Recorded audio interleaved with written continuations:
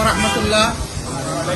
প্রিয় দেশবাসী, জাতির এক যুব সন্ধিক্ষণে আমরা আজ আপনাদের সামনে হাজির হয়েছি। প্রথমেই আমি আল্লাহ রাব্বুল আলামিনের অসংখ্য কোটি শুকরিয়া আদায় করছি। দীর্ঘ 15.5 বৎসরের জুলুমের একটি জগদ্দল পাথর আল্লাহ তাআলা আজকে এই জাতির বুকের উপর থেকে সরিয়ে দিয়েছেন। আলহামদুলিল্লাহ রাব্বিল আলামিন। এর পুরোপুরি কৃতিত্ব আল্লাহ রাব্বুল আলামিনের। আর জমিনে আমাদের কলিজার টুকরা যুবক সন্তানেরা তারা জীবন বাজি রেখে জাতিকে কঠিন জুলুমের জাতাকল থেকে মুক্ত করার জন্য তারা যে আন্দোলনের সূচনা করেছিল, আল্লাহ তাআলা তাদের সেই আন্দোলনকে কবুল করেছেন।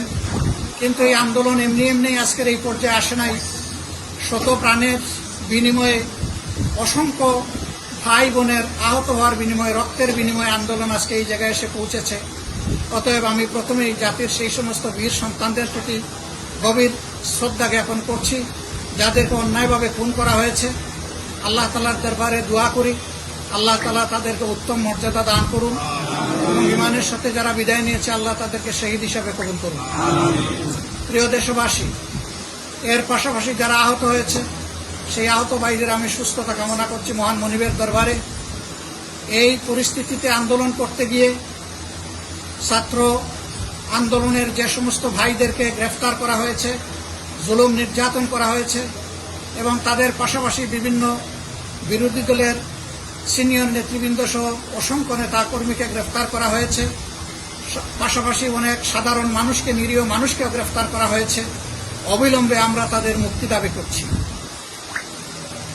সম্মানিত দেশবাসী, জাতির এই যুব সন্ধিক্ষণে আমাদের উপর এক বিরাট দায়িত্ব এসে অর্পিত হয়েছে। এই দেশ আমাদের, এই দেশকে আমরা সকলেই ভালোবাসি।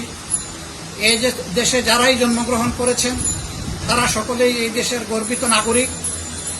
এতদিন তাদের মানবাধিকার এবং নাগরিক অধিকার ছিল না, এখন তাদের অধিকার তাদেরকে ফিরিয়ে দেওয়ার অবিলম্বে ব্যবস্থা করতে হবে।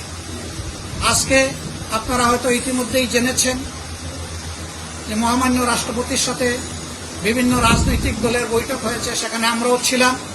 অর্থবহ আলোচনা হয়েছে। আশা করছি অতি দ্রুত বর্তমান এই অবস্থা কাটিয়ে উঠে জাতি একটা শৃঙ্খলা এবং শান্তির দিকে ফিরে আসতে পারবে ইনশাআল্লাহ। এই মুহূর্তে আমাদের বিশেষ অনুরোধ, এইখানে সংখ্যালঘু এবং সংখ্যাগুরু বলে কিছু নেই, সকলেই বাংলাদেশের নাগরিক।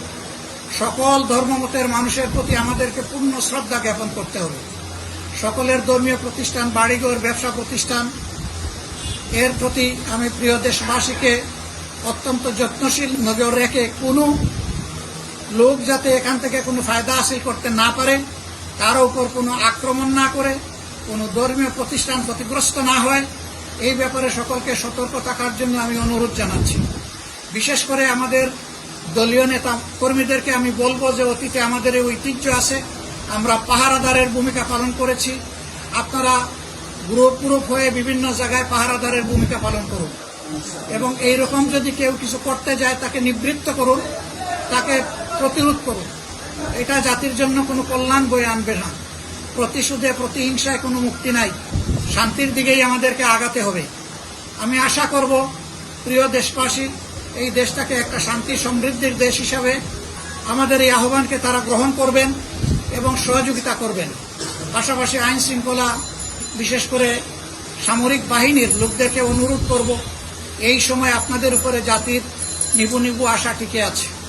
আপনারাও আপনাদের দায়িত্ব অত্যন্ত সৎ সাহসের সাথে, দৃঢ়তার সাথে পালন করুন এবং ন্যায়সঙ্গত সকল কাজে ইনশাল্লাহ আপনারা আমাদেরকে পাশে পাবেন। কিন্তু আপনাদের প্রতি অনুরোধ থাকবে যে আপনাদেরও বাহিনীর কেউ যাতে কোনো ধরনের অঘটন ঘটিয়ে না বসেন অথবা কোনো সীমা অতিক্রম না করেন, সেই ব্যাপারে আপনারাও দৃষ্টি রাখবেন। এই প্রতিষ্ঠানগুলোকে রক্ষা করার জন্য, দেশবাসীর সম্পদ, ইজ্জত এবং জীবন রক্ষা করার জন্য আপনাদেরকেই মূলত এগিয়ে আসতে হবে। আমরা কথা দিচ্ছি যে ইনশাল্লাহ আমরা আপনাদের পাশে থাকব। প্রিয় দেশবাসী, আপনারা ভালো থাকুন। আগামীর একটা ভালো প্রত্যাশায় আসুন আমরা অপেক্ষা করি। আমরা আশা করছি ইনশাআল্লাহ আল্লাহর সাহায্য আমরা পাব এবং এই জাতি জুলুম থেকে মুক্তি পাবে। যারা এই আন্দোলনে নিহত হয়েছেন, দুনিয়া থেকে বিদায় নিয়েছেন, তাদের প্রতি এবং তাদের পরিবারের প্রতি গভীর কৃতজ্ঞতা আদায় করছি। তাদের পরিবারের প্রতি সহমর্মিতা জ্ঞাপন করছি এবং অতি দ্রুত ইনশাআল্লাহ আমরা সেই পরিবারগুলোর কাছে পৌঁছার চেষ্টা করব। আল্লাহ আমাদেরকে তৌফিক দান করুন। আরেকবার ছাত্র আন্দোলনের সূচনা যারা করেছিলেন, যাদের হাতে এই আন্দোলন আজকে পরিসমাপ্তি পেয়েছে, তাদেরকে আমি আমার এবং আমাদের প্রিয় সংগঠনের পক্ষ থেকে অন্তরের অন্তঃস্থল থেকে গভীর ভালোবাসা এবং কৃতজ্ঞতা জ্ঞাপন করছি। ধন্যবাদ সকলকে। আসসালামু আলাইকুম ওয়া রাহমাতুল্লাহি ওয়া বারাকাতুহু।